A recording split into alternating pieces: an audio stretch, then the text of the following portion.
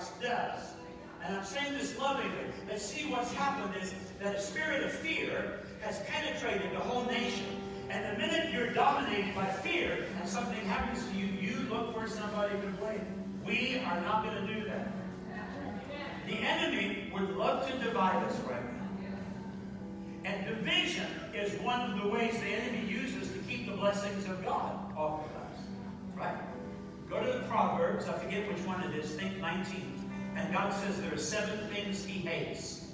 And the thing he hates at the end of that list above all is those that sow discord amongst the brothers. So please, please, please, let's guard our hearts, guard what we say, guard what we post to and about each other, because we cannot let the enemy divide us and in any way hinder what God is doing here.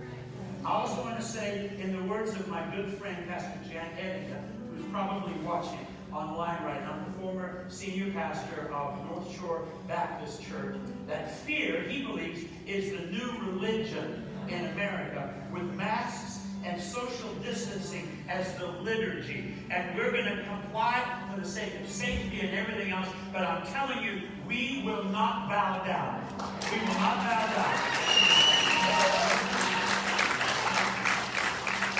The only way to never catch anything contagious, and we're surrounded by germs, right? They found germs on the escalator thingy-jiggy handle that, they'll find germs everywhere. The only way to never get anything contagious is to spend the rest of your life in a hazmat suit.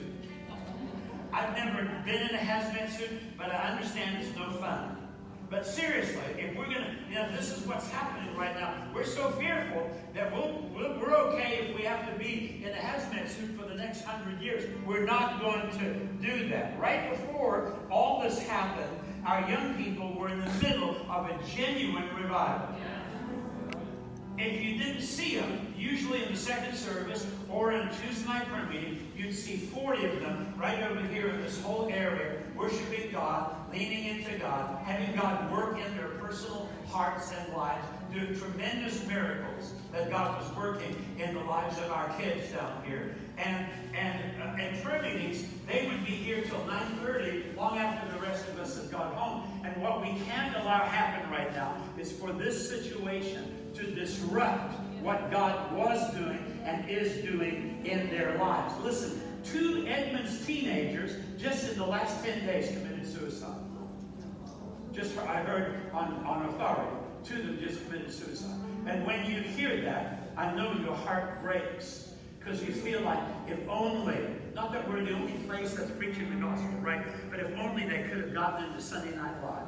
If only they could have been with this group of kids right now. Some of them brand new saved down here in the altar. If only they could have been in here with this group. Maybe their lives could have been spared the tragedy of despair that happened in that suicide. The Church of Jesus Christ is essential, and we've got to do everything we can to keep ministry open and available so that people like that can come here and find a place of refuge and a place of hope. So please, we need the revival in our youth right now to continue for the sake of this region. Please pray for them right now. Pray for healing in their bodies. Pray for protection in their families as young people. And pray that the body of Christ does not succumb to the religion of fear. But we take precautions, but we keep our eyes on the one who has our lives in the palm of his hand. Amen.